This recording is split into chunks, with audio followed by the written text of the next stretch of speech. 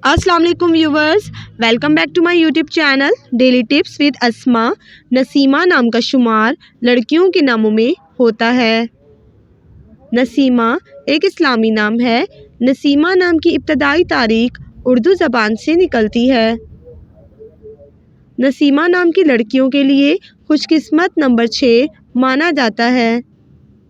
नसीमा नाम का मतलब है ताज़ा हवा। खुशकिस्मत दिनों में इतवार और मंगल का दिन शामिल है।